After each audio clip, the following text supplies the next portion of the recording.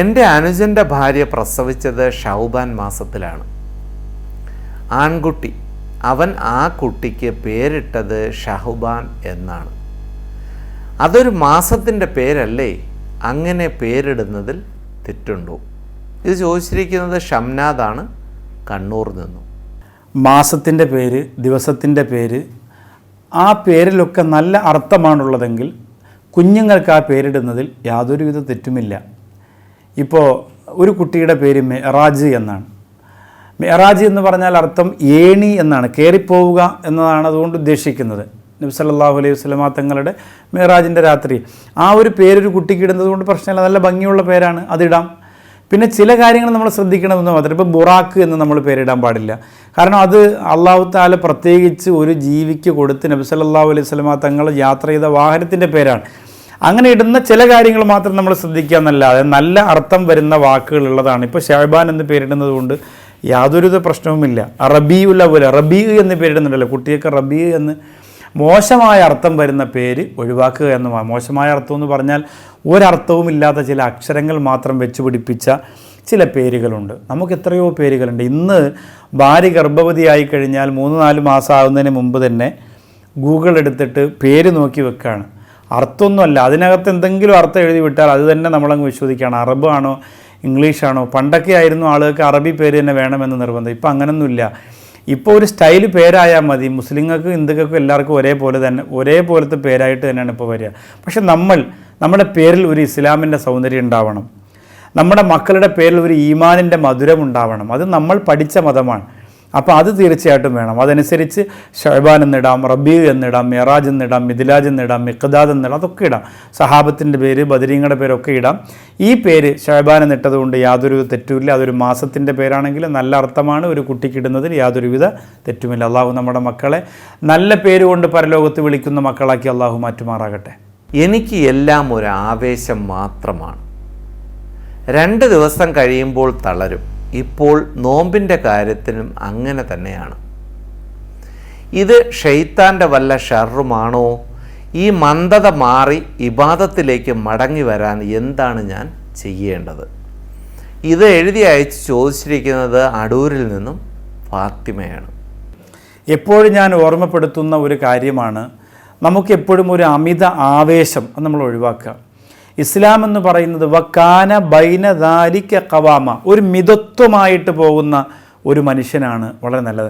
അതായത് അള്ളാഹുവിന് ഏറ്റവും അധികം ഇഷ്ടം എന്താണെന്നറിയോ?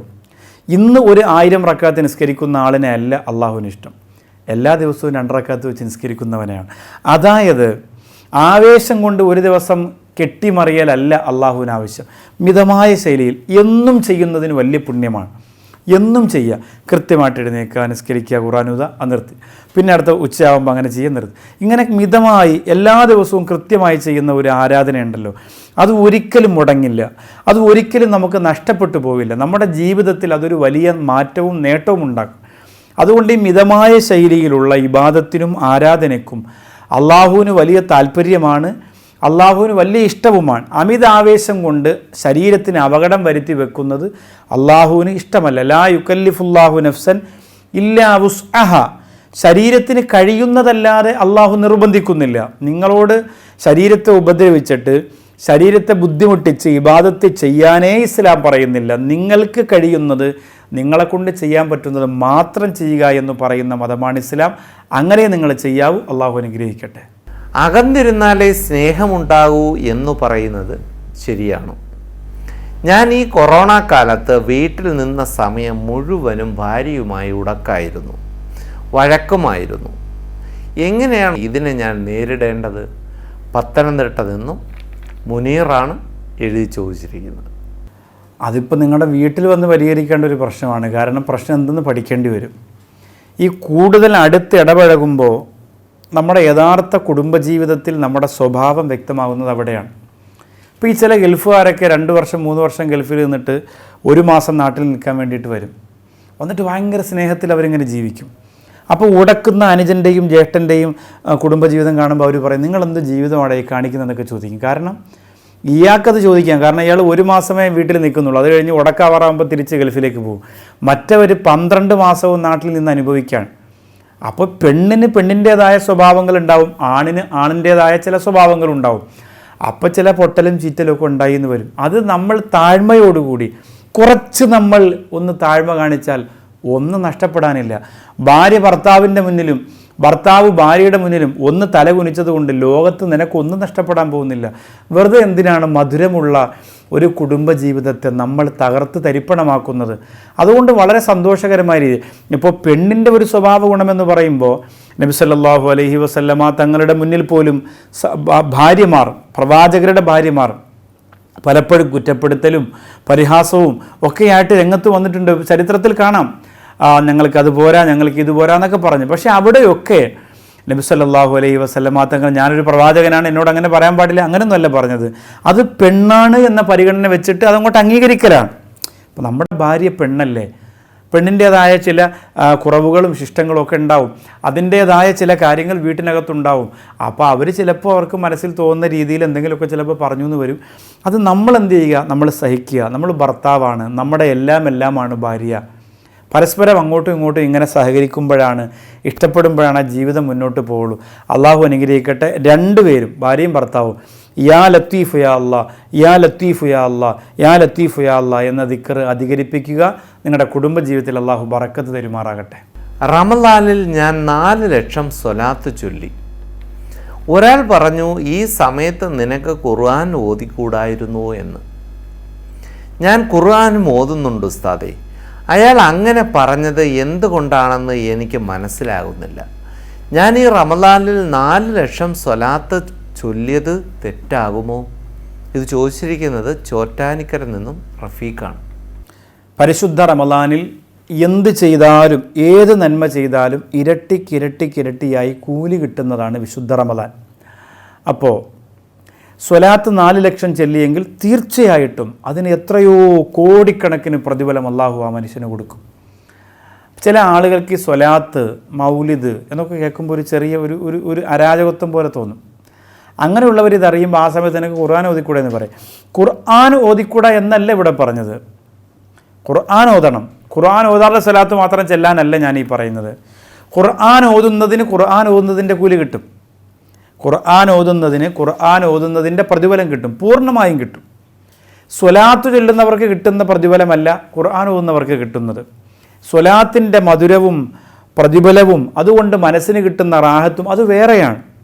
ഖുർആൻ കൊണ്ട് കിട്ടുന്നത് വേറെയാണ്. സ്വലാത്ത് ചെല്ലുമ്പോൾ മദീന ഉണരുന്നു, പുന്നാര ഹബീബിൻ്റെ പൊരുത്തം, എന്തൊക്കെയാണ് കിട്ടുക? അതിന് കിട്ടും. പക്ഷേ ആ സമയത്ത് ഖുർആൻ ഓതുന്ന സമയത്ത് സ്വലാത്ത് ഇല്ല എന്നല്ല ഈ പറഞ്ഞത്. നമുക്ക് രണ്ടും ആവശ്യമാണ്. അള്ളാഹു മാത്രം മതി, അള്ളാഹിൻ്റെ റസൂൽ വേണ്ട. ലാ ഇലാഹ ഇല്ലല്ലാ മുഹമ്മദ് റസൂലുള്ളാഹയാണ് ഷഹാദത്ത് കലിമ. അഷ്ഹദു അല്ലാ ഇലാഹ ഇല്ലല്ലാ വഅഷ്ഹദു അന്ന മുഹമ്മദ് റസൂലുള്ളാഹ്. അള്ളാഹു അല്ലാതെ ഒരു ഇലാഹില്ല എന്ന് വിശ്വസിക്കുന്നതിനോടൊപ്പം തന്നെ മുഹമ്മദ് നബി അള്ളാഹുവിൻ്റെ റസൂലാണെന്ന് വിശ്വസിക്കുന്നു എന്നതാണ് ഒരു വിശ്വാസി പറയേണ്ടത്. ലാ ഇലാഹ ഇല്ലല്ലാ മാത്രം പറഞ്ഞതുകൊണ്ട് മുഅ്മിനാവൂല, മുഹമ്മദ് റസൂലുള്ളാഹ് മാത്രം പറഞ്ഞതുകൊണ്ടും മുഅ്മിനാവും. രണ്ടും ചേർത്ത് വെക്കണം. അപ്പോൾ ഖുർആൻ ഓതണം, സ്വലാത്തും ചെല്ലണം, മക്കത്തും പോകണം, മദീനത്തും പോകണം. അപ്പോൾ അത് മനസ്സിലായിട്ടുണ്ടാവുമെന്ന് വിശ്വസിക്കുന്നു. ഇൻഷാ അല്ലാഹ് സ്വലാത്ത് എത്ര വേണോ അധികരിപ്പിക്കാം, ഖുർആൻ അതിലേറെ അധികരിപ്പിക്കണം. രണ്ട് പൊരുത്തവും അള്ളാഹു ഈ സഹോദരന് നൽകി അനുഗ്രഹിക്കുമാറാകട്ടെ. റമളാൻ്റെ ശാപം കിട്ടിയവർ എന്ന് പറഞ്ഞാൽ ആരാണ്? അത് നോമ്പ് ഒഴിവാക്കിയവരാണോ? ഇത് ചോദിച്ചിരിക്കുന്നത് മൂന്നാറിൽ നിന്നും സയ്യിദ് മുസ്ലിയാരാണ്. റമളാനിൻ്റെ ശാപം കിട്ടിയവർ എന്ന് പറഞ്ഞാൽ നോമ്പ് ഒഴിവാക്കിയവർ എന്നത് മാത്രമല്ല, നോമ്പ് പിടിച്ച ചില ആളുകൾക്കും റമളാൻ്റെ ശാപം കിട്ടലുണ്ട്. അതാരാണ്? നോമ്പ് പിടിച്ച ചില ആളുകളെന്ന് പറഞ്ഞാൽ റമളാൻ വിട പറഞ്ഞിട്ട് പാപം പൊറുക്കാത്ത മനുഷ്യന് റമളാൻ്റെ ശാപം കിട്ടട്ടെ ദുആ ചെയ്തൊരു ജിബ്രീൽ ആമീൻ പറഞ്ഞത് അള്ളാഹുവിൻ്റെ റസൂൽ നബി മുഹമ്മദ് മുസ്തഫ സല്ലല്ലാഹു അലൈഹി വസല്ലം. അതായത് റമളാൻ്റെ ദിവസം നിങ്ങൾ ആരോഗ്യത്തോടെയുണ്ട്, റമളാൻ വിട പറഞ്ഞപ്പോഴും നിങ്ങളുണ്ട്. പക്ഷേ റമളാൻ വിട പറയുമ്പോൾ റമളാൻ കാരണമായി നിങ്ങളുടെ പാപങ്ങൾ പൊറുക്കപ്പെട്ടില്ല എങ്കിൽ അള്ളാഹു നിങ്ങളെ ശപിക്കട്ടെ എന്നാണ്. അള്ളാഹിൻ്റെ റസൂൽ സല്ലല്ലാഹു അലൈഹി വസല്ലം തങ്ങളാണ് ആമീൻ പറഞ്ഞത്. റമളാൻ വിട പറയുമ്പോൾ റമളാൻ കാരണമായി നമ്മുടെ പാപം പൊറുക്കണം. നമ്മുടെ പാപം ആ രീതിയിൽ പൊറുക്കാൻ വേണ്ടിയിട്ട് നമ്മൾ എന്ത് ചെയ്യണം? റമളാനിൽ ഖുർആൻ ഓതണം, ദിക്ർ ചെയ്യണം, റമളാൻ അത്ര കണ്ട് ബഹുമാനിക്കണം. റമളാനിൽ ഇഷ്ടപ്പെടാത്ത രീതിയിൽ കള്ളുകുടിച്ചു, വ്യഭിചരിച്ചു, ഹറാമ് ചെയ്തു, പലിശ വാങ്ങി, നിസ്കരിച്ചില്ല, നോമ്പ് പിടിച്ചില്ല, ഇവർക്കൊക്കെ റമളാൻ്റെ ശാപമാണ്. അള്ളാഹു ആരോഗ്യം ആഫിയത്ത് തന്നിട്ടും റമളാനെ വേണ്ട പോലെ പരിഗണിച്ചില്ല, ഉൾക്കൊണ്ടില്ല, അംഗീകരിച്ചില്ലെങ്കിൽ തീർച്ചയായിട്ടും റമദാൻ്റെ ശാപം കിട്ടും. അല്ലാഹുമ്മ ജഅൽ ഹാദ ഷഹറ ഷരീഫ് അൽ അലീമ റമളാന ഷാഹിദൻ ലനാ ലാ ഷാഹിദൻ അലൈന. പടച്ചവനെ, ഈ മാസം ഞങ്ങൾക്ക് അനുകൂലമായ സാക്ഷിയാക്കണം, ഞങ്ങൾക്ക് എതിരാക്കരുത് റബ്ബേ. തീർച്ചയായിട്ടും റമളാൻ ഞങ്ങൾക്ക് അനുകൂലമായി പരലോകത്ത് വരുന്ന ഒരു സംഭവമാക്കി പടച്ചവൻ മാറ്റട്ടെ.